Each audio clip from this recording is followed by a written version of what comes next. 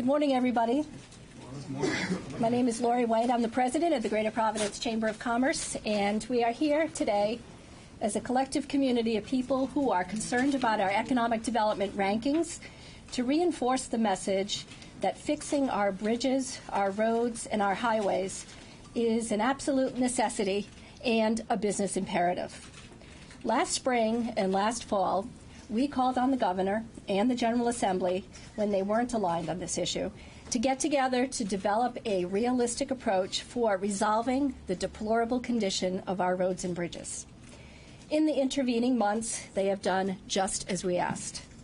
And we'd like to commend them for acting responsibly and for not burying their heads in the sand and saying that everything is going to be just fine.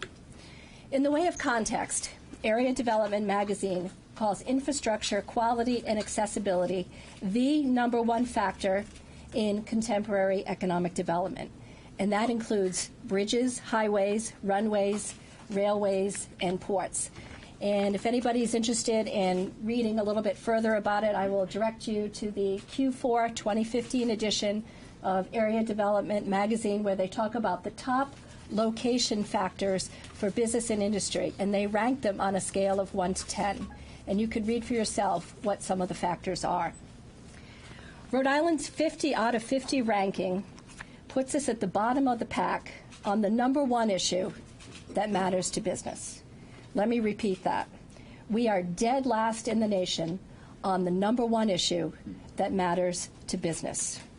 We must deal with the crisis, and we must deal with it now, and we must start there. The Greater Providence Chamber of Commerce has tackled our bottom-of-the-pack rankings on a whole host of other issues all over the years, and that includes taxes. We have played a forceful role in arguing for improvements at T.F. Green Airport, the Port of Providence, at Quonset Point with the addition of the third freight rail. We've talked about the necessity of MBTA and Amtrak service and greater connectivity to points all along the East Coast. And we've talked about maritime pier dredging. Rhode Works is a natural extension of those arguments. I have said it over and over again, Rhode Island cannot be an outlier on this issue. I was just reading another article in Area Development, my favorite publication, which reflects on the exponential growth of e-commerce. Economic development analysts say that distributors need and want to be close to dense population centers. Their primary business objective is guaranteeing and let me repeat this very slowly, fast, seamless, consistent, and friction-free delivery experiences. Our local conditions do not meet those standards. Everyone knows that. As a long-term economic development strategy, Rhode Island must position itself to be able to accommodate today's industry practices and tomorrow's growth industries. Our residents have been paying for other states good roads and bridges. They pay it every time they get an online shipment where freight has been tacked onto the order. They pay it every time they buy something in a brick-and-mortar establishment where freight has been tacked on to the order. The shippers have incurred tolls all along the way, unless, of course, they're delivered by drones, but we haven't seen that happen just yet. Now, let's turn the tables and collect what is rightfully due to Rhode Island residents to help pay for the use of our roads. We have to optimize our approach as a state. I would now like to call on the governor, Governor Gina Raimondo, to update us on where this matter stands. Governor Raimondo. Thank you. Thank you, Lori. Thank you, Lori. Thank you to the Chamber, and thank you to all of you who are here today.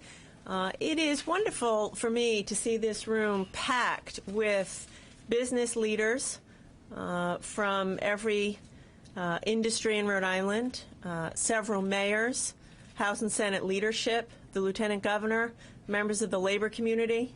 Rhode Island is at its best when we come together to solve problems, and that's what we're doing today. You know, a year ago, we weren't even really talking that much about our roads and bridges. And as we just heard from Lori, Today we have broad agreement that we must take action. We've been studying roads and bridges for a long time, and we know that they're bad. In fact, our bridges are the worst in America. Think about that, the worst in America. The least safe, most poorly maintained bridges in America. And so today we come together as Rhode Islanders, public sector leaders, business leaders, the Chamber, labor, to say enough is enough, let's compromise, let's find consensus, and let's find a solution. And that's what this is all about. Now, it turns out that rebuilding roads and bridges takes money. I wish it didn't. I wish you could eat cake and lose weight. But you can't. You can't. That's true, you can't. It turns out it's disappointing. It is disappointing. We need money to rebuild our roads and bridges. And I can tell you, Senate President and Speaker and I have been working as hard as we can for the past 10 or 11 months, studying the issue, scratching our head, asking ourselves what is the best, most efficient, fairest way to get this done. You know, we thought about the gas tax. To raise a similar amount of money from the gas tax, you'd have to raise the gas tax over 11 cents. We'd be 18 cents higher than Massachusetts. No one would be getting gas in Rhode Island. They'd all be going to Seekonk and Attleboro. We thought about many other ideas. Fortunately, at the end of last year, the federal government stepped up. They passed a new highway bill, and that gave us a significant amount of additional money, and that allowed us to work together to make the plan even better. And so the plan that's before the General Assembly now proposes a combination of bonding, leveraging the new federal money that we have, and a very modest truck toll. Now, it turns out you don't have to reinvent the wheel. And by that I mean most other states already do this. In fact, nearly every other state from Maryland to Maine already tolls. And the toll, we are proposing to have it be capped at $20. So I'm here today to say, let's take action. Let's take action. And I will say, I can't thank the Speaker and Senate President enough for their leadership. You guys have been fantastic. This isn't easy. This is a difficult decision, but it's a decision that's going to put 6,000 or 7,000 Rhode Islanders to work. It's a decision that's going to allow us to say to the rest of America, we're serious about business because we want to have better roads and bridges. And we're going to put a lot of people to work in the process. And I would just say, nothing makes me more proud of Rhode Island than when we get to the table, leave the shouting aside, solve problems, put people to work, and move the state forward. And so I'm deeply grateful for all of you for being here, for your leadership, and for the Chamber for stepping up on a tough issue to make this happen. And with that, I would like to turn it over to Mayor Elorza, who is here with us today from the great city of Providence. We are in his town. Thank you, Mayor.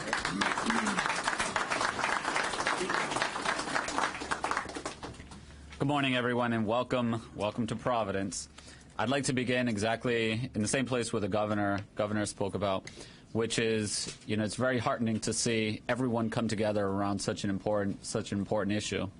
Leaders at the state level, business leaders, labor leaders, folks in the community, and leaders at the municipal level as well. I'd like to recognize Mayor James Ciosa and Mayor Baldelli Hunt for joining us here as well.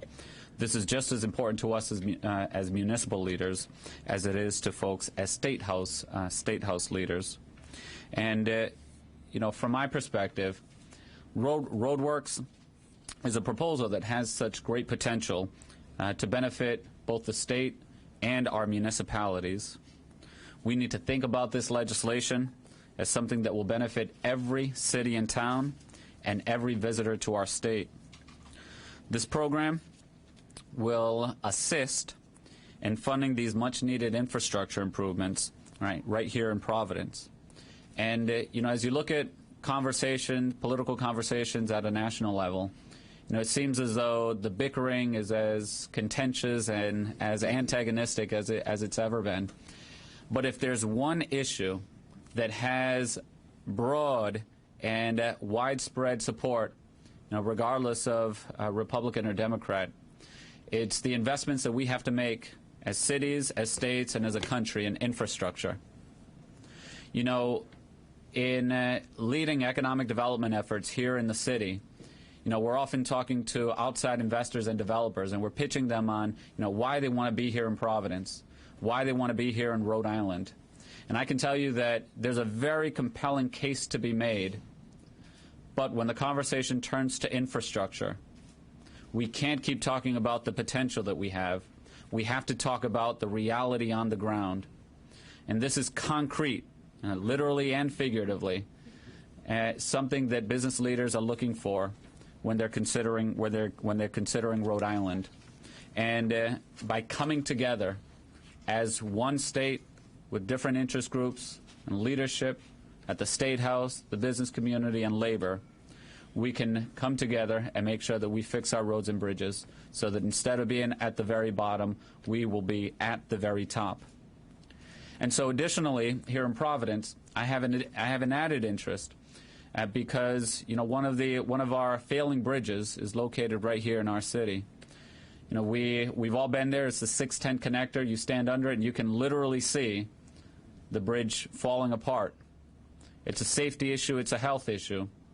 But then as we transform that 610 connector, it opens up a world of opportunity for what that can do to that neighborhood if it's opened up to the back of Olneyville and also Silver Lake. So not only are we putting people to work, we're also creating new opportunities in our cities and in our communities.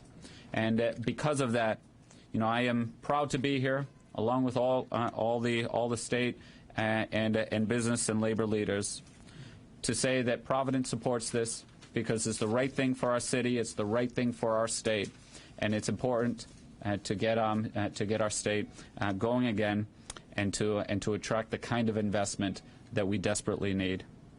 So I can speak for a very good handful of municipal and business leaders when I say that we need RhodeWorks here in Rhode Island to make sure that Rhode Island is working again. Thank you so much. Hand it off to you. Paul Campbell, the city archivist. I'd like to ask this question. Being born in Providence, Rhode Island, and our community and government is close together, what about his job? What about his job? I think that We'll catch up a little later. At this point, to discuss the issue of collaboration, I'd like to call up the chairman of the board of the Greater Providence Chamber of Commerce, Peter Andruszkiewicz. Thank you. Thanks very much, Lori. I'm excited to be here and honored to be here on behalf of my colleagues at the Chamber and the Chamber Board to tell you what we see. We see really a new day, and it's been talked about already by several of the speakers. And you know, it's super exciting to us to see a new kind of collaborative model of public-private partnership coming together. And I could give you a lot of examples, but the one I thought would be was most meaningful to me, I guess, in my role at the Chamber was right after the governor was elected. Literally, it was about a year ago, Christmas time, I guess. George Nee and Mike Sabatoni called Lori and said, we want to sit down with you and your new chairman and talk about issues in the state. And we sat over in Starbucks for like an hour and a half, as I remember that day. And at the end of the conversation, we all sat there and looked at each other and said, you know, there's probably 80% of the issues that we deal with where we are completely aligned. And boy, what a difference we could make if we worked together in a different kind of a way. And I think that's what you see happening on a broader scale here with the city government and the state government, between business and labor. You know, there's more aligned interests and common goals than there's ever been before. And a lot of these problems, like infrastructure, like bridges and roads, are difficult issues. They're very hard. And there's no way you can do, any one entity can do it on its own. So it's very encouraging for us to see like-minded leaders in the state come together to solve these hard problems, and we're happy to be a part of it. Thank you.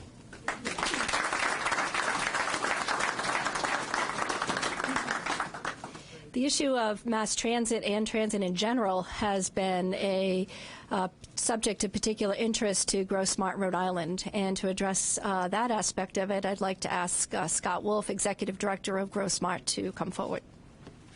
Thank you. Thank you, Laurie, and all the other distinguished civic leaders here today. I run an organization that is very focused on promoting sustainable and equitable economic growth in Rhode Island. We have a lot of business leadership on our board at Grow Smart Rhode Island.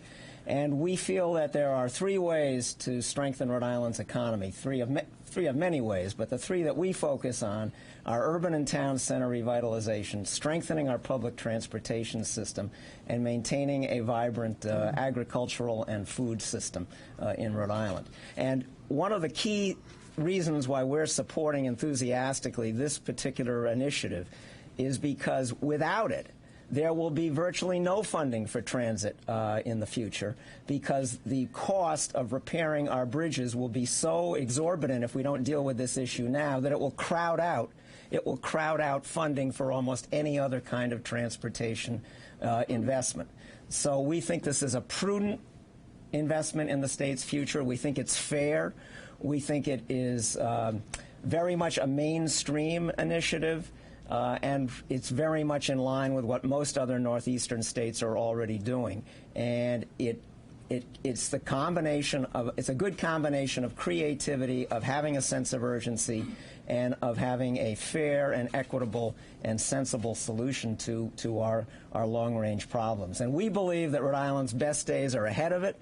We believe that we can capitalize on our compact development patterns to have one of the best public transportation systems in the country, but we can't do it if we don't have a good foundation with our basic infrastructure, and that certainly includes our bridges and our roads. So we back this enthusiastically. We're disappointed about all the mythology and all the heat that's been shed on this without too much light, but thankfully today I think we're shedding more light on this issue. And just one final thought, and this is something I'm stealing from the governor.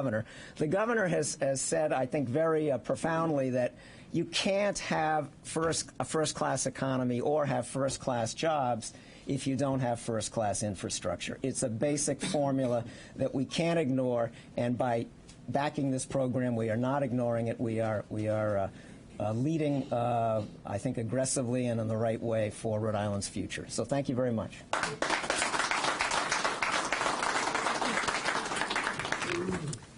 Thank you very much, Scott. Before we continue, I'd like to just recognize a couple of other individuals who have joined us today. Obviously, our Lieutenant Governor, Dan McKee, thank you very much for coming. Also, the Mayor of Woonsocket, Mayor Baldelli Hunt, Lisa Baldelli Hunt, thank you very much, Mayor. And also Central Falls Mayor James Diosa, thank you very much, Mayor, for taking time out of your schedules. At this point, we will hear from Lloyd Albert. Lloyd is Senior Vice President of Public Affairs and Government Affairs for AAA.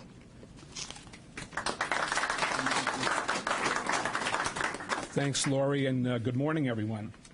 For decades now, for 20, 30, 40 years, motorists across Rhode Island have dutifully paid their fair share of the gas tax with every fill-up. They've also paid auto registration fees and their state inspection fees on time and in full.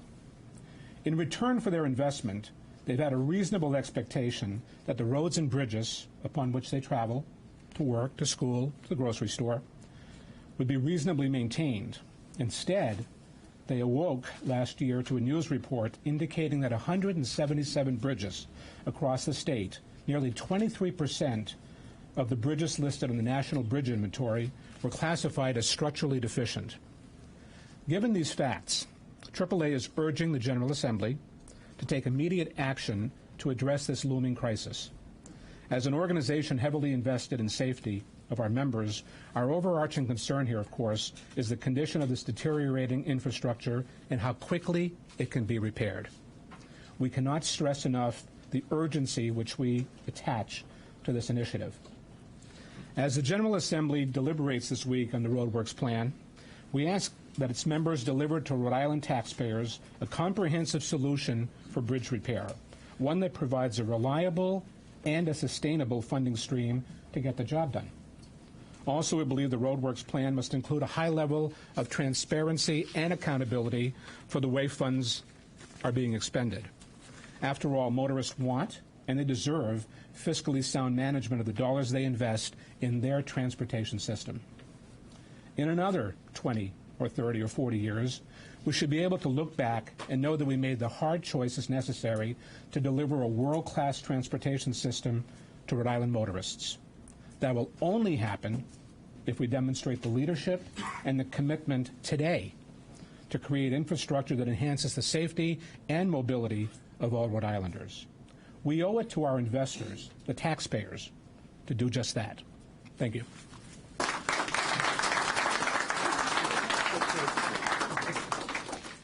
Thank you very much, Lloyd. That issue of transparency is very important, and I know it's one that's on the minds of everybody that's standing up here today. Our next speaker is Michael Sabatoni, and Michael is president of the Rhode Island Building and Construction Trades. Michael. Thank you, Laurie. Good morning, Governor, Speaker, Madam President. Just let me first start by saying thank you for your leadership on this issue. This issue has been an issue for a long time, and it's nice to see that the courage to finally tackle this issue. There was no easy solution to this problem. What I'd like to focus on this morning is the aspect of the jobs that will be created, but with the passage of this legislation. Attending the hearings at the State House, some of the concerns that we've heard, will we be able to meet the demand of the jobs that will be created? And the answer is a resounding yes.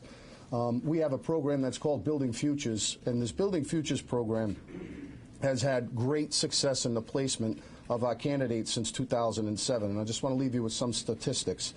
The placement demographics of this program, 80% are non-white. Average age is 27. Male and female, 173 males, 17 females. Children of the placements, 159. Unemployment at the entrance in this program, 80%. Low income at the entrance of this program, 100%. Prior court involvement, 55%. Last year employment retention rate, 95%. 5-year employment retention rate, 83%. Average starting wage, $17 an hour. Average wage upon completion and entering in a building trade apprenticeship program, $37 an hour plus a $23 an hour benefit package. Well, if this truly isn't economic development, then I don't know what is. Meeting the skills gap, training young men and women, most of which come from our inner cities, and we have Marvin Lewis here with us today, who is currently taking a welding program down in the Oneyville section where we do our training in our Building Futures program that is ready to go to work and meet the demands that you see on the pictures that are up here. Now, you don't have to be a civil engineer or an expert in the construction industry to know that these don't look quite right and need some attention. Well, with the foresight of the General Assembly, Marvin is going to finish up his program. He's going to come into the Building Trades Apprenticeship Program and get out there, and I know you're going to do a great job, Marvin, and help us fix our roads and bridges and give us a 21st century infrastructure that we can all be proud of, and the true economic impact that will have on Rhode Islanders. These are jobs that will not be outsourced, and we will meet the demand and give people opportunities while investing in the business community and bringing commerce up to a level that they can all be proud of. So I'm happy to be here. I'm happy to be part of this coalition, and I thank you all for your leadership on a tough issue and the courage to face it. Thank you.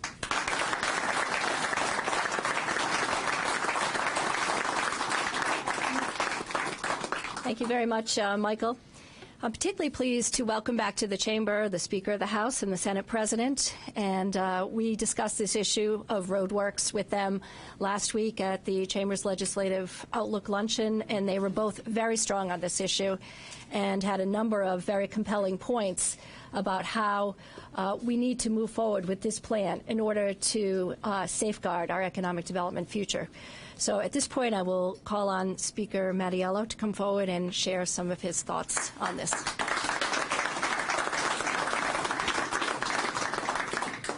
Thank you, Laurie. I want to thank the Chamber for its leadership on this. I want to recognize that I want to thank everybody here first. I mean, we have a coalition of labor, business, groups whose primary mission is moving Rhode Island forward economically, all coming together because we have the worst infrastructure in the country. as I sit up there and I listen, I was listening to the governor very closely, as I always do.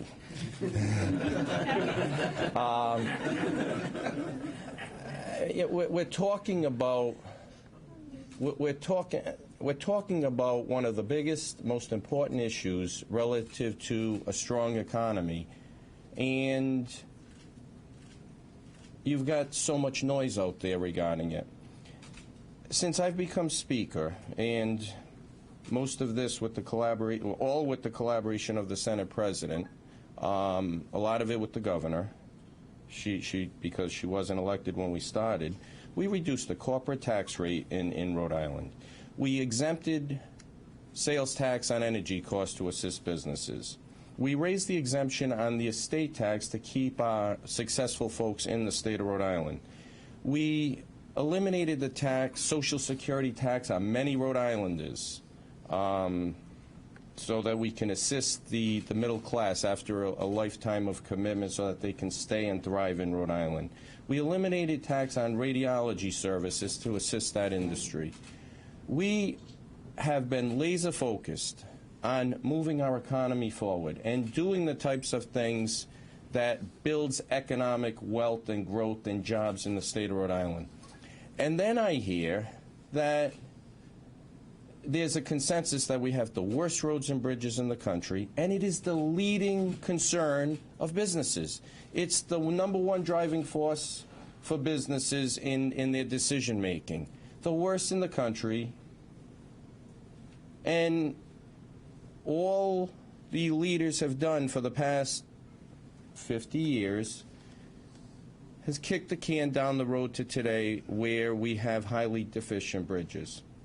And I suspect I know why that's the case, because it sometimes becomes highly charged whenever you try to do something that's very productive and in the constituents' citizens' best interest.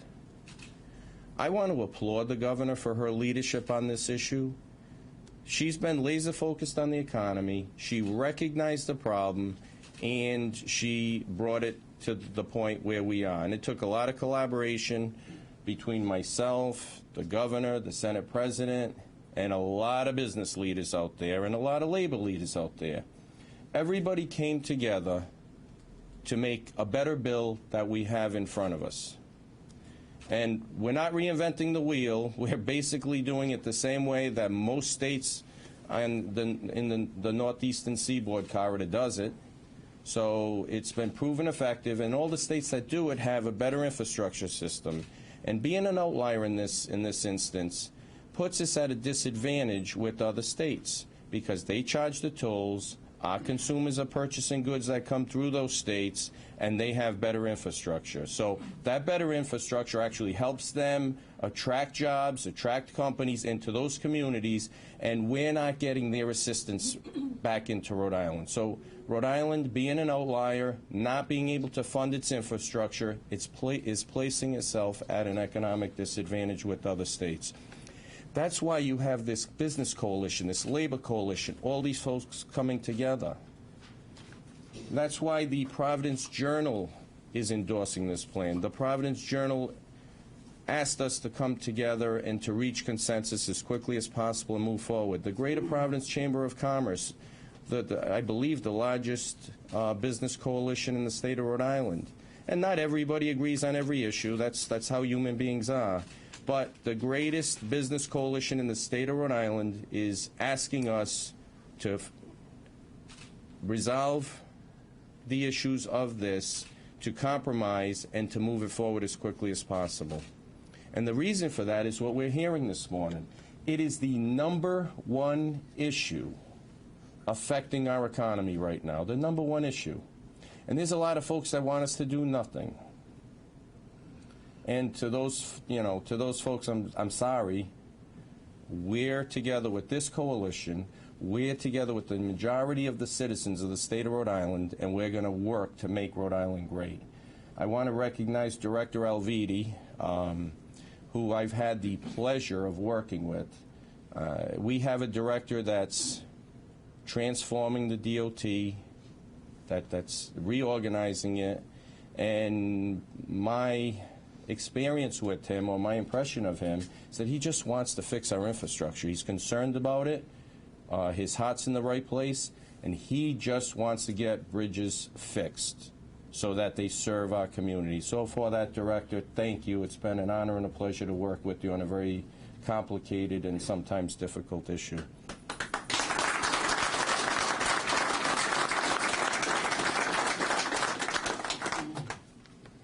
The governor deserves a lot of credit for her leadership on this issue. It's not an easy issue, and things that are not easy are too easy to kick aside, because it's sometimes easier to avoid political controversy and just worry about your own political future. I, quite frankly, believe that the citizens ultimately recognize who the leaders are, who move the state forward, who move the economy forward, whose hearts are in the right places, and who want to work collaboratively with all the folks in this room to make Rhode Island great. So for your leadership on this issue, Governor, thank you.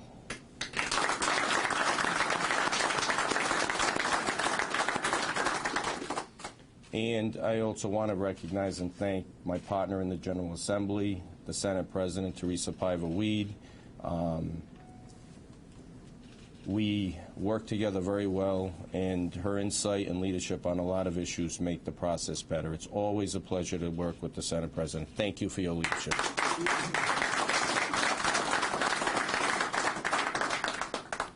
So, as we move forward, I ask you all to stay together, to work in your communities, to talk to regular folks, because regular folks, it's an issue that everybody recognizes we have to address. There's sometimes, different opinions of how to address it. So let's talk about the realistic options, and talk to folks and say that this is part of making the state great. When we walk together, we will all be stronger, and we're not going to have the worst infrastructure in the state in 5 or 10 years. We're going to be at least average, and we're going to be working to reach the top. It's going to take us some time, but with the leadership of a lot of people and all of the folks in this room, we're going to work on getting there. So thank you all for being here.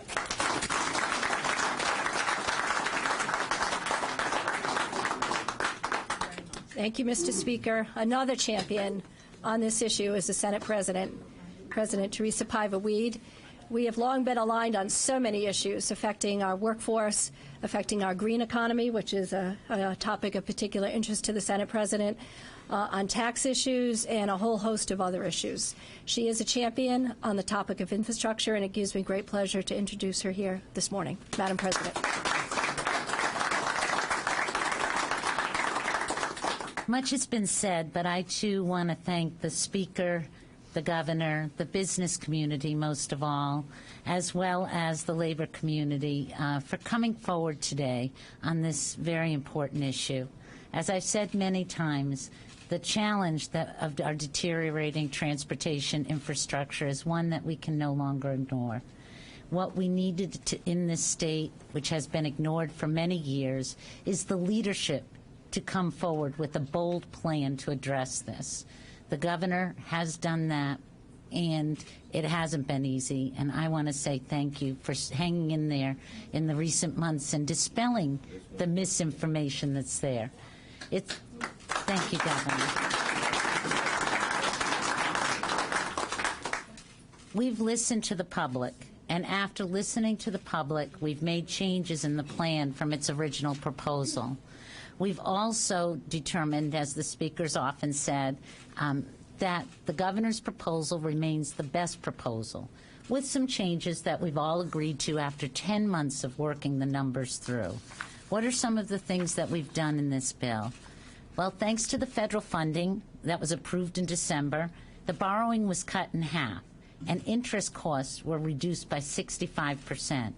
Many of the folks that came out in opposition to this legislation did so before the new and revised bill came out. How do I know that? Because I've been answering calls over the past couple of days. The other thing is the average toll was reduced to $3 in response to concerns that were raised. And the number of gantries were also reduced. And perhaps most importantly, based upon a lot of the phone calls and public input, the new legislation prohibits the tolling of passenger vehicles without requiring the voters' approval. This RhodeWorks proposal is critical, and it is critical if we are going to move the Rhode Island economy forward. I want to thank everyone who's here today to show your support, because I know that it hasn't been easy. Competing proposals have been raised, and as both the Speaker and the Governor said, we've asked our fiscal staffs over the last 10 months to run those numbers, such as proposals to increase the diesel tax or to divert funds from other priorities. Why do I feel confident as I sit here today? The Speaker and I sometimes show our yin and yang personalities. He focused as talking to you about the tax cuts that we've done and some of the incentives that we've done to save, to move Rhode Island forward. But what I want to say, because one of these proposals is just cut more money from the budget, is he has stood side by side with me and the Governor over in her capacity as Treasurer to take some of the most difficult votes the General Assembly could take to cut the budget. One of them was last year, and Peter, you were very much a part of this, and that was cutting $70 million from Medicaid. That was a hard vote. That required a lot of restructuring of Medicaid and changes in the budget.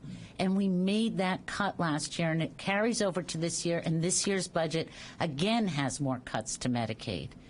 In addition, many of you in this room were not standing here cheering when we had to make those difficult votes to ensure the passage of pension reform.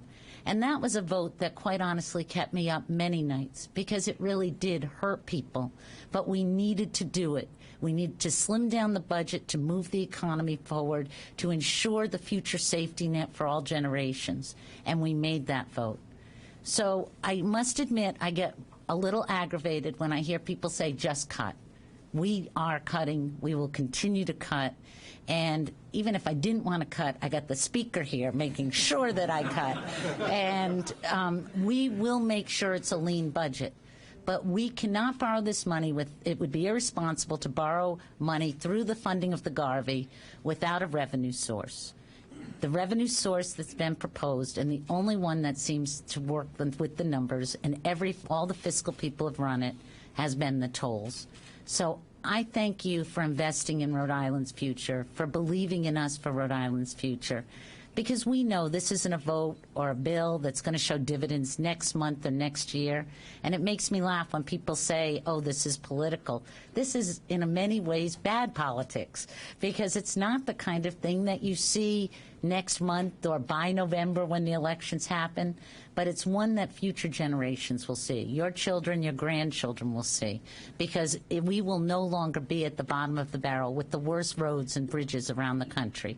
And it's an equitable proposal that we believe needs to move forward. So with that, I want you to know that we are listening, that we thank you. And I will mention one thing, too. The Coalition for Transportation Choices has also written a letter in support, which contains many environmental groups who also believe in user fees as the right way to move forward in funding our bridges. So the coalition that has been spoken about today by so many, Business Labor, also has many other groups that support this. And to that end, I want to thank all of those, even those who may not be participating in today's press conference, for their support. The cities and town mayors, you didn't have to come today. Thank you for your leadership. And once again, we will move forward, and we will continue to listen, and we will look forward to working together with you, not only on this issue, but on other issues as well. Thanks.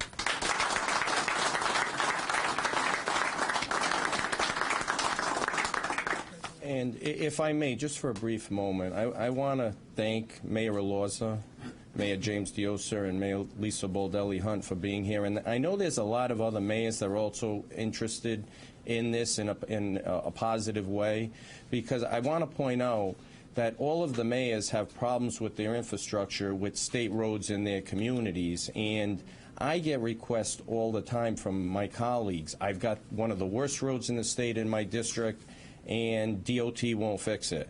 You call DOT and they say, well, we're happy to fix it and we want to fix it, but it's going to be 2025 because we don't have the funding. So the communities are forced to live with atrociously bad roads, and mayors can't get their roads fixed. So I appreciate your leadership, mayors, and this bill is going to provide a revenue source, a steady revenue source that all of our infrastructure needs, whether they're maintenance, whether it's painting, cutting the grass at our state parks, our storm drains, repaving, whatever our community needs, we're going to be able to do it. It's an austere plan, as the director indicates. It's going to get our current infrastructure to a certain level, and that the cities and towns desperately need.